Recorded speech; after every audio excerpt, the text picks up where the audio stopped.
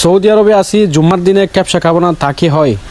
আসসালামু আলাইকুম, আশা করি সবাই ভালো আছেন। আমিও আপনাদের দোয়াতে আলহামদুলিল্লাহ অনেক ভালো আছি। সবাইকে জুম্মা মোবারক। আপনাদের সাথে আছি আমি সৌদি আরব প্রবাসী। তো জুমার নামাজ আদায়ের জন্য বাসা থেকে বেরিয়ে পড়লাম। তো বাসা থেকে বের হয়ে দেখি বাইরে প্রচুর গরম। সৌদি আরবে জুন জুলাই এই 2 মাস প্রচুর গরম পড়ে থাকে। যারা সৌদি আরবে আছে তারা হয়তো জানে। তো আজকে যেহেতু ছুটির দিন, রাস্তাঘাট একদম ফাঁকা আপনারা দেখতে পাচ্ছেন, আর তার উপরে তো গরম আছেই। তো আমরা বাসা থেকে আগেবারে বেরিয়ে পড়লাম। যেহেতু মসজিদ ছোট, মসজিদে জায়গা হয় না, যার কারণে আমরা একটু আগেবারে বেরিয়ে পড়লাম যেন মসজিদে জায়গা পাই। আর মসজিদে যদি জায়গা না পাই তাহলে আমাদেরকে বাইরে নামাজ পড়তে হবে।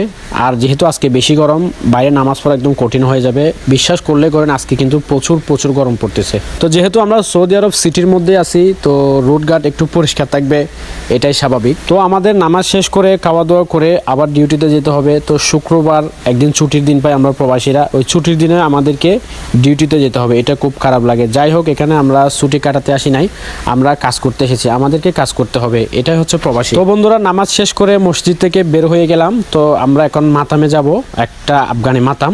ওই মাতামে ভালো ক্যাপসা পাওয়া যায়। তো আমরা ক্যাপসা খেয়ে বাসায় চলে যাব এবং বাসায় গিয়ে আমরা রেডি হয়ে ডিউটি যাওয়ার জন্য প্রস্তুত হবে ইনশাআল্লাহ। তো আজকে আপনাদেরকে ছোট্ট পরিসরে আমার এই ব্লগটা দেখালাম। তো সৌদি আরবে থেকে যেহেতু নতুন কন্টেন্ট ক্রিয়েশন শুরু করেছি, আপনাদেরকে কাজের পাশাপাশি দুটো একটা ব্লগ দেওয়ার চেষ্টা করব। তো আমরা 2 বন্ধু মিলে 2টা ক্যাপসা অর্ডার করলাম এবং ক্যাপসাটা খেয়ে এখন সোজা চলে যাব 2টা চা খাওয়ার জন্য। চা না খেলে কি আর হয়?